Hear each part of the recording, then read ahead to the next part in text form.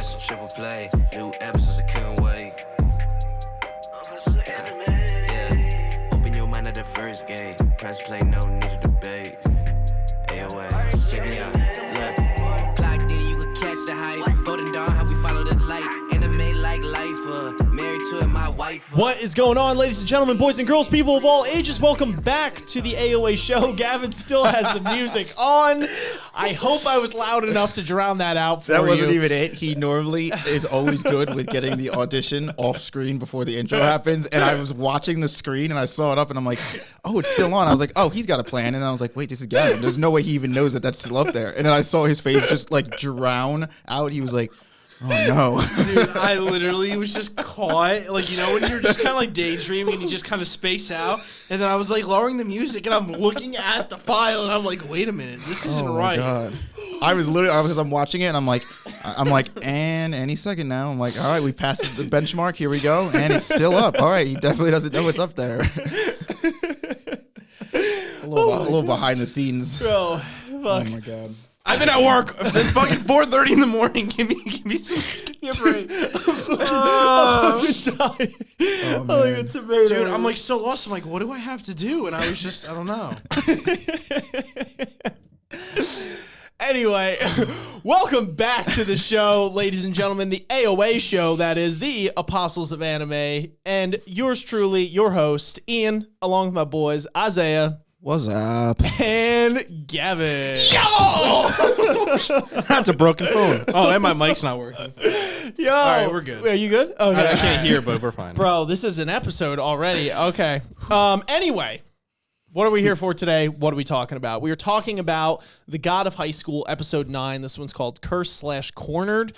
And remember, if you are one of those lovely people that were watching our reaction videos to The God of High School, keep in mind that we are still recording them. We are just waiting to release them due to the fact that we have a little bit of a YouTube debacle going on at the moment. So fear not, and stay tuned with us for those to come out.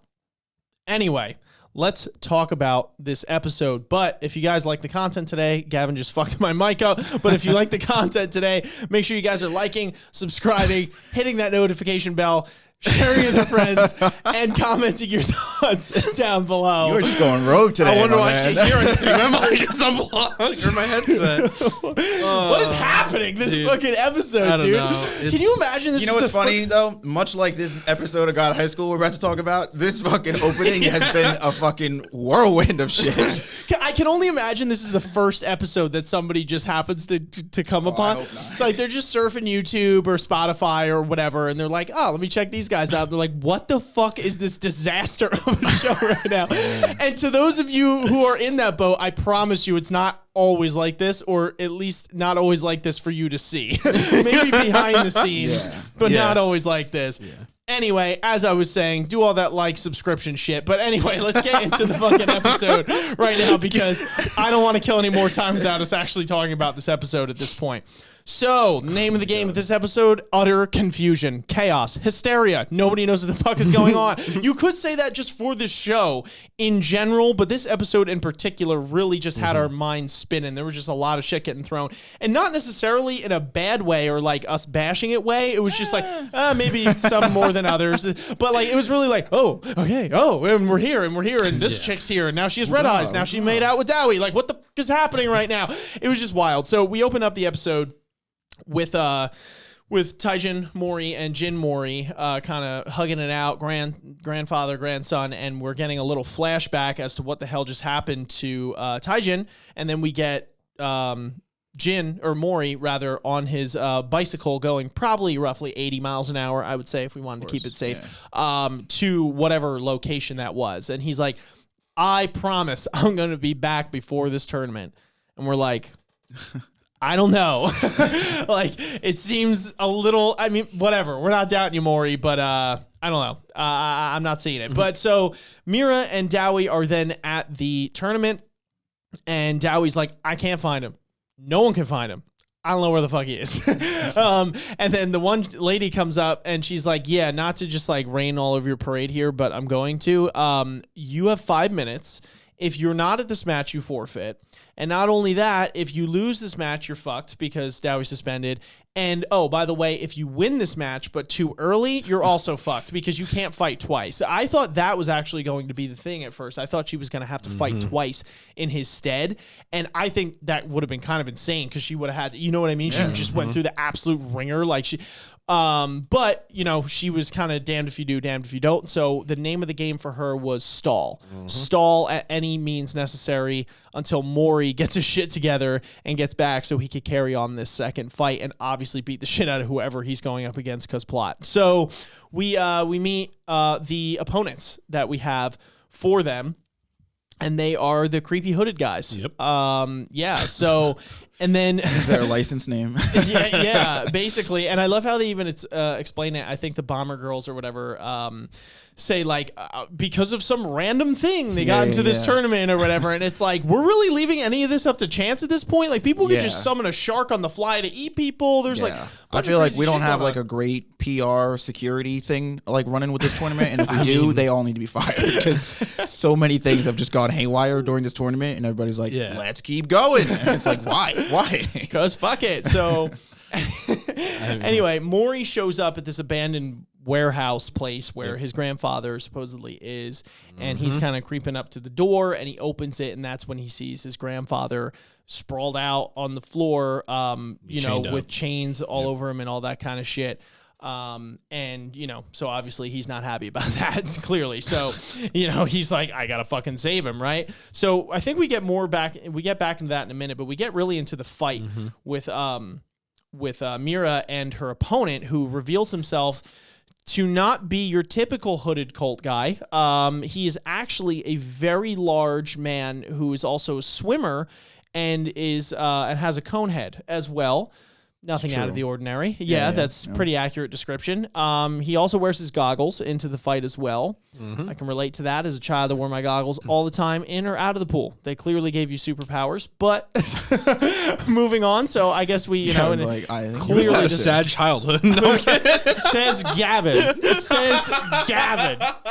I'm gonna let anyone else who's watched this show before, and here we go, like, just take that as you will. I don't even think I need to speak to that. Just refer to any of our older episodes, and we'll really see you have the sad childhood. All right. But anyway, so she is fighting him with the, you know, and he immediately picks up that she's using the moonlight style for her her form of attack. So then, meanwhile, Dawi is running around this fucking complex, which is very large, by the way, and trying to find Jin Mori because he's like, okay, is he in the bathroom? Where the hell is he? So he stumbles upon this one room. And one of the guys whose name evades me that we were kind of ripping on in episode 7, Broccoli Hair, the guy who's like a construction worker and he's 38, is basically dismantled on the floor. And Dawi's like, what the fuck? So he goes over to console him when all of a sudden the chick from Kill Bill comes out behind him and just looks like, you know, she's about to kill him, like she's just gonna assassinate him. So we kind of now play between, now that I've fleshed out all those plot points or whatever, we kind of bounce between the three of those. So I'm not going to go in a total order because they go back and forth. Right. But so let's break down what the fuck happened. Yeah, let's try and dissect this. Somebody get my whiteboard at 1 second at a time. So we'll start with Dawi, okay, and that whole fucking situation. Thoughts, Gavin? What do you think? Hot. Yeah, that's it, dude. I don't care, Kill Bill or nothing, dude.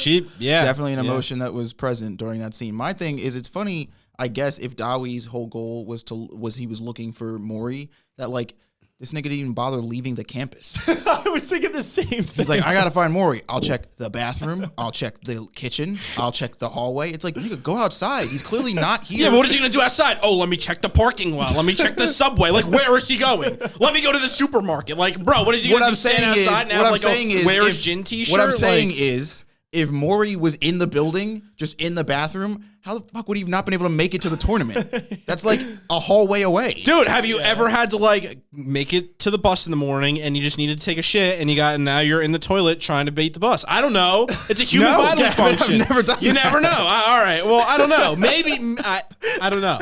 I don't blame him for checking inside the building because where else would he go? To be fair, it makes sense, but like to be fair, when we did see that, I was for a second, I'm like, I don't think he's in the building, Dawi. Yeah. I'm like, I don't think he's here, dog. Like in the cafeteria. I don't know. Yeah, it's like Mori. shit. I guess Jin Mori's always late or whatever, and you could like chalk it up to shit. Sorry, I was sleeping. But it's like, dude, at some point you just got like, you're not fooling me with that anymore. Because it's like, dude, this tournament means like everything besides your grandfather. So it's like you can't stop, Mori. Yeah. You can't. And I'm also, not taking I your feel fucking like excuse of being late he anymore. didn't You know? he didn't tell any of them that he was going anywhere. Yeah, which yeah. in my brain is a classic sign of like, oh shit, something really bad happened because he Yeah. didn't have time to. Because Mori is obviously taking his tournament seriously. Yeah. He didn't have time to warn anybody. Yeah. That means like he's not in the bathroom and like forgetting how to shit. He's like something. He got kidnapped somewhere and somebody's. I don't know. I think you guys are jumping from 0 to 10 because Jin is still a wild card. Also, what I'm saying is that I think one of those watches could easily probably track that person. Yeah, right? Like they could do everything else but that. And I can't wait to get flamed in the comments to be like, no, actually, it stated that watches can't track people, so you're stupid. They could only tell you your birthday, where you live, what kind of food you like, and exactly how much health you have, and if you're dying of a terminal disease, but not where you are, idiots. But anyway, I'm just saying that might seem like an interesting function to add if you like friend someone maybe and be like, can you turn your location on? Something like that. Yeah. So in situations where someone kidnaps I your guess grandpa, we can have your back. GPS is not like some far in the future technology that they would. It's like something we do today. Yeah, because let's be honest, Dawi had nothing better to do, being that he was suspended. So like he, it's not like he's like, I gotta fucking like get to work. It's like you're not working. What do you? I don't know. Whatever. I just felt that it was weird that like, and also that we didn't get any more of that scene after whatever his name is, Tiger Shark Eat People. Jiggle, right? Oh, Jiggle, whatever his name is. Jiggle. Jiggle shows up and he's basically like, "This is mine," and like leaves. Yeah. And Dawi's like, "Oh fuck." But like, is he gonna continue? Well, I get no. Mori came back. Never mind. Mori came back and was looking for him. I don't know. I just feel like the way that this episode was cut together, it was just very like it made it confusing to like latch on to like exactly where everybody was in reference to like somebody else when things were happening. It was pretty wild. I mean, I enjoyed the episode, but it was just like, you know what I mean? Like you're going. So anyway, getting still into Dawi's thing, because we didn't even scratch the surface of like number one thing that confused me. So number two, let's talk about the chick from Kill Bill. Yes. She's who cute. She's more than that. But so it's fucking so they start he checks his notification, be like, did my girlfriend text me? Can I say this? Yes. She is definitely hot. I love you, baby. Nice. 2D characters aren't real. They can't hurt you. So, or can they? Until you get a body pillow. Ask the anime community. No, anyway, it was something. But yeah, so they just start fighting because seemingly, I guess they're trying to go around and like fuck up other people in the competition. But my thing is that the guy in construction already lost. Yeah, he so was I didn't out, understand like why isn't he was being he's targeted. straight out of the tournament? I don't know if they were looking. She said What'd she like say? specifically, she's like, I'm bored. I just want to fight. So she was literally just trying to fight people because she was bored, and that's why when Dawi came in, she just started attacking them. She's like, I'm bored. Okay. Yeah. Never mind. Yeah. Naturally. Maybe we just like screen some of these people before we let them in the tournament.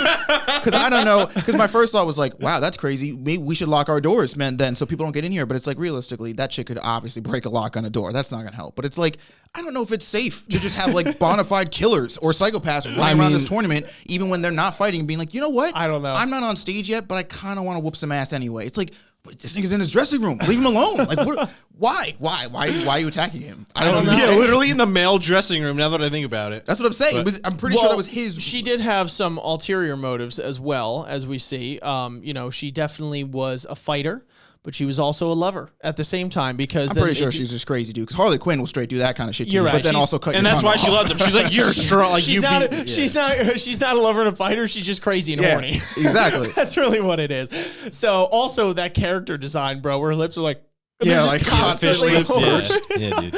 I'm like, are they signifying that she has like lip injections, or is she like, I need answers here. So anyway, so she brawls it out with Dawi, and then Dawi is able to essentially defeat her and, go to walk away with him. And she's like, ooh, now I'm just turned on. So she goes and hooks up with him. Dawi's like, what the fuck is going on? We're like, Dawi, honestly, same dude. We don't know what's happening either. I wish I had the answer. So then Jigo comes to the door and he's like, yo, get the fuck back here. Like, what the hell's going on? Get fucking relax, okay? So that's that. All right. Done. We took that. Dawi, we took that segment. We put that to the side. Those are our thoughts on it. All right. So now let's get into Mira's fight because I feel like Jin's thing is probably the most open-ended. Yeah. That's fair. Good wording. So so we get into Mira's fight with the giant swimmer dude, and we realize off the rip that the swimmer guy understands the Moonlight style.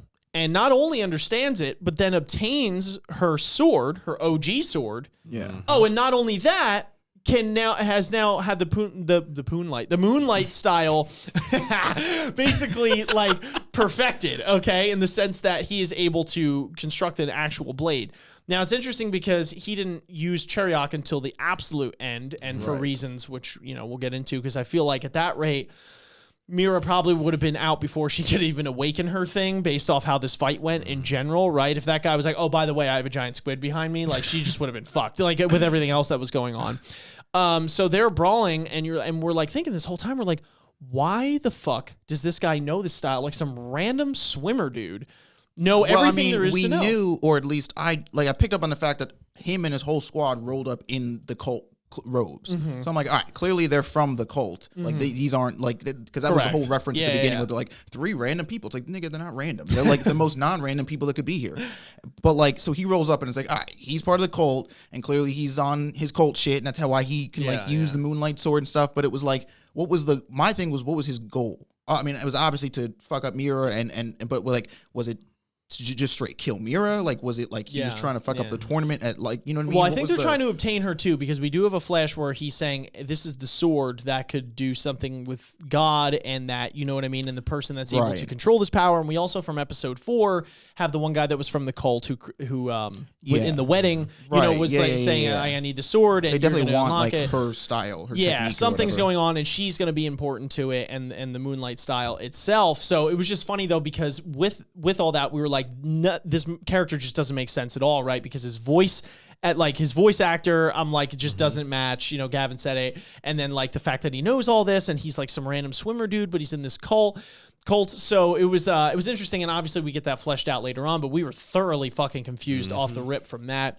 So they are brawling it out, and Mira is trying to buy time, but also has her hands full. Like, I don't think it was like, because she's beating him up, but then he was beating her up for a little bit, and I could have went either way.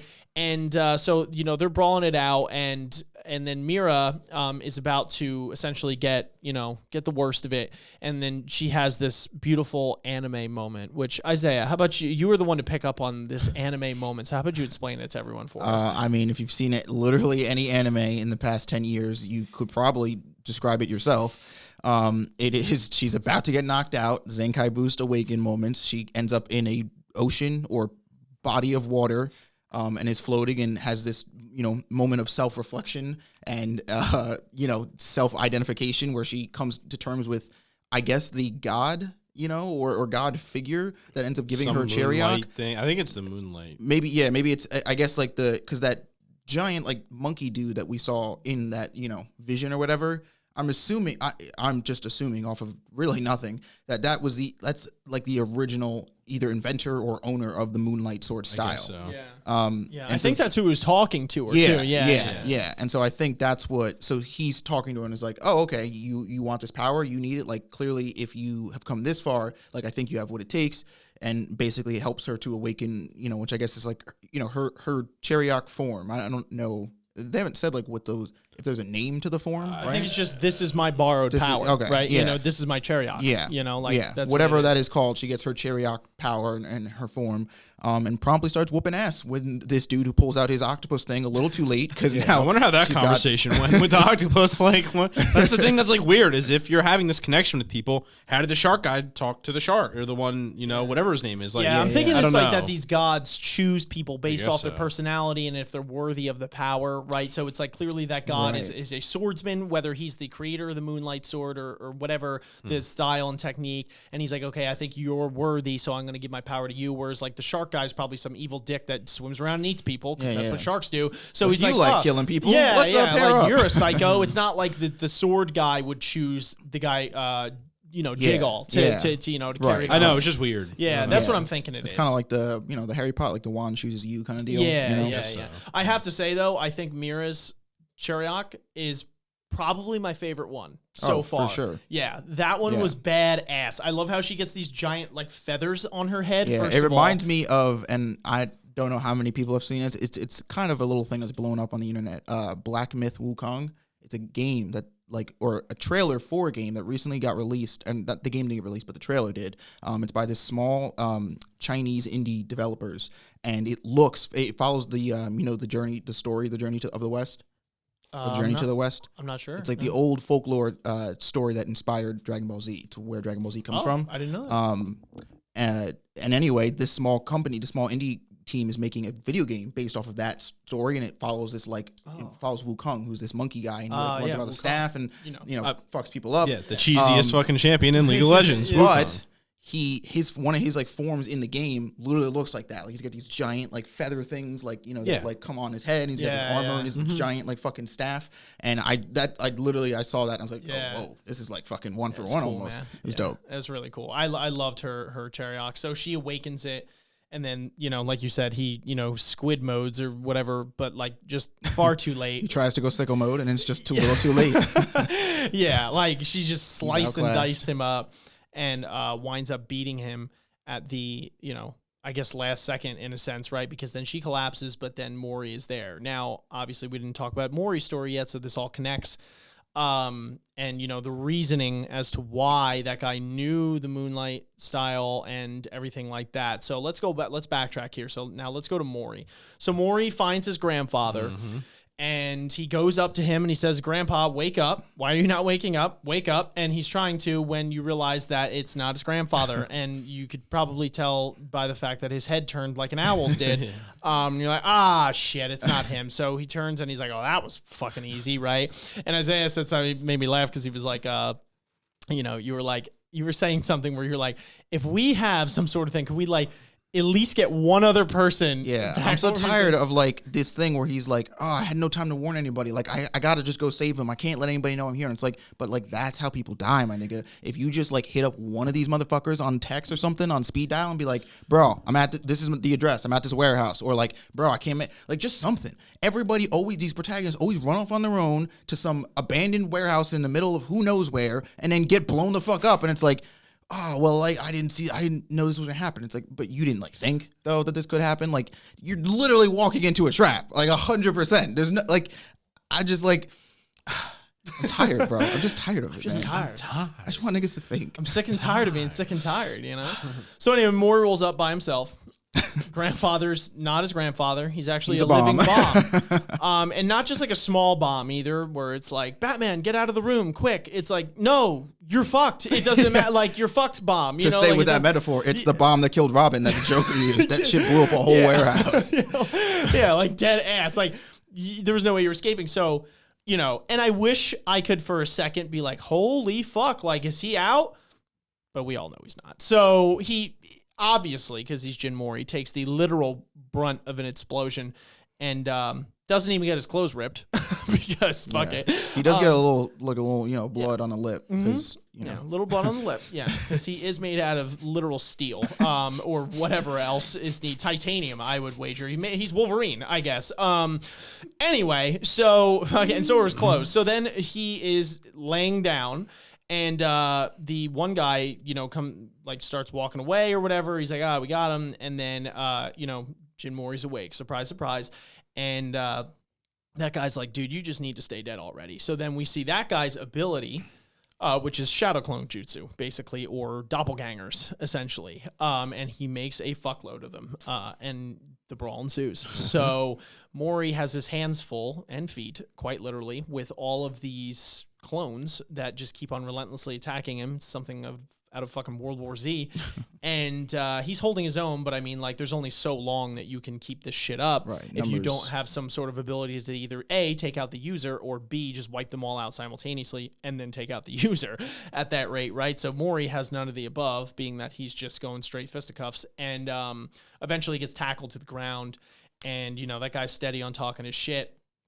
It's then when we realize that Mori is next to the dead guy who is the fucking swimmer dude. Yeah.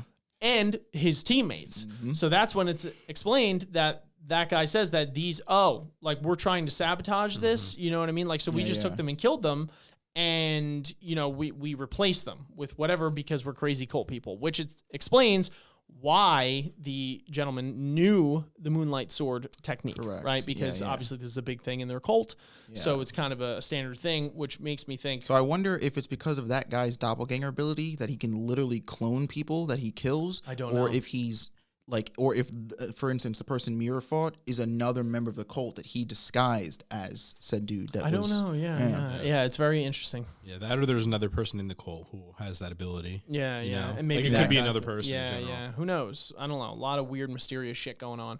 So then Mori, being basically down for the count, has his like explosion moment, and he fucking blasts all the clones off of him. And then he does the pressure points, but this time correctly. And he's like, I'm not going to feel shit for the next hour. And for that hour, I'm going to beat the fuck out of you and the next guy I got to face in that ring, because I know you're all part of the same deal right now. So then we cut back to Mira's fight when she falls. And then, you know, Jin Mori comes to the last second. Now, at first we were like, wait a minute. Is he like a clone or something? Did he get fucking cloned or something? Because like, there's no way he'd be able to get out of there that quickly, even with what was going on. That is until we see him actually fight the second opponent, who does some cute little Twisted Fate card throwing shit, which is useless, for lack of a better term. And Mori just beats the ever-living shit out of this guy. Not only does he beat the shit out of this guy, he beats the shit out of this guy virtually the same exact way, beat for beat, how he beat the other guy up. I would like to throw a coin in the well here, though, and say that is still a clone of Mori. Oh, you think so? And that he did lose, and that the reason that they spliced that fight together is to show you that the person who won, i.e. the guy with the doppelganger ability, is copying the same exact attack patterns that Mori used on him on said opponent. The reason he beat him that way is because that's the only way he knows how to fight like Mori, because Mori just used that on him. That is actually brilliant. Now that you say that, I actually think you're right? Because he didn't have the black eye when he came back, and we're like, this doesn't make sense, because he looks the same. He's got a couple scuffs, but he doesn't have the big black eye there. And yeah, how would he get back that quickly? And it was weird that he beat him up the same exact way. So that is actually very interesting. That might not actually be Jin Mori. That's my token. No, your token is definitely received and heard, and now you got me thinking. I don't know. Anyway, whoever it is, mystery person or Jin Mori, still beats the shit out of their second opponent, regardless. And has his, Jin Mori original, where he just blasts a dragon at you, and then he added a second one now, where he blasts not one, but two dragons out at you. So if you were going to survive the first one, you're not surviving the second one. And I would wager to say his third ability is probably 3 dragons. And I don't know why you would think that. I don't know. His third ability is like bunny rabbit and it just fucking flies out. But anyway, beats up that guy and essentially wins the round for them. And we kind of have some cleanup at the end there, where they're like, okay, where do we go from here? So I can't remember exactly what happens at the very end of the episode here. At the very end, there's just that moment with Park where he's like, oh, it looks like the tiger cub's raised another tiger cub, and it flashes between Mori's grandpa and Mori. And the 6 are just like, because it's also stated in this episode that Taijin has beaten every member of the 6, which is a pretty incredible feat.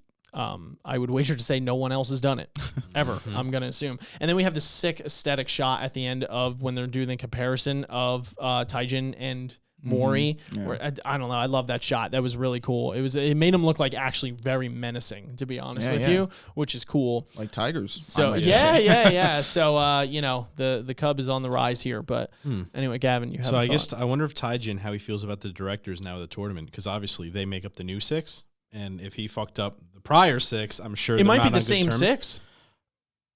Might be the same ones. I mean, that I don't know, but. I mean, again, it explains why that, like, we at least the old guys. The old guys might be the same, and they might have filtered out some. Oh yeah, like, it might not all be the same. Exactly, it might not all be the same. But like, it's still interesting on how that dynamic is and why they would want Mori, obviously, because he's, it's like a whole spiteful thing and other stuff like that. But what's also interesting is we don't necessarily know if Taijin is obviously he's alive at this point, he's not dead, and B, if he is actually under like the cultist like rule or order, like if he got captured by them, because Right, now we don't know. He could have escaped, or he could not have, because that picture was clearly fake. So it could have been clearly fake. A trap to lure Mori and tie Jins off. You know, so I wonder where that somewhere. loose end goes. You know, because interesting. I don't know. Yeah. I'm also wondering, and I'm assuming, just if we are to dictate any of my semblance of prior anime knowledge, that Mori of the 3 squad here will probably be the last to get his Chariok awakened. So I wonder how soon we're going to get Dawi's Chariok awakened. Yeah. What it is. Yeah. That's true. I'm excited for that. I don't know. That's going to be sick because that was the quarterfinals match. Yeah. So it's semis and then finals. So I'm assuming semis would be Dawi. and then finals would be Jinmori maybe. Yeah. I don't know, but I think that was episode 9. If I'm not mistaken, I've heard that there's a lot of hype surrounding episode 10 in terms of fighting, because I know we were episode 5 was really sick fights. I remember we were saying I think episode 5 was like a lot of our favorites. I'm gonna be honest. We're saying 10 is going to be in nuts. this episode here, at least between the 2 main fights, I feel like, which was Mira's fight and Mori's fight. I kind of liked Mira's more. Because like Jin's looked cool, but like it felt like it, you know, I guess obviously because of the circumstance, the way that the show is setting this up, and like I said, if my theory is right, then it actually would be kind of a cool way to sort of foreshadow what's happening. But like I guess like, you know, Mira's fight just had more shit behind it and had more stuff going on. You know what I mean? Yeah. Interesting nonetheless. I'm very excited for the next episode if it's as hyped as everyone says, because, you know, we can't deny one thing. These fights are fucking gorgeous aesthetically. So That is for sure. Anyway, those are our thoughts, folks. I'll go through it again one more time, considering we fucked up a innumerable amount of times the first time around here. Number 1, if you were expecting our reaction videos, they will not be out now, being that we have 2 copyright strikes and we're dealing with that. But as soon as those are lifted, we will start incrementally posting all of the reaction videos to our YouTube channel so you guys can watch it. And for anyone that was watching it through, they can complete it and see our genuine reaction to the entirety of the season. That's number 1. Number 2, make sure you guys are liking, subscribing, hitting that notification bell, sharing with your friends, and commenting your thoughts down below. What do you think of this episode? What do you think of our discussion on it? Make sure you guys are following us on social media. That's Facebook, Twitter, and Instagram to stay up to date with what we are doing.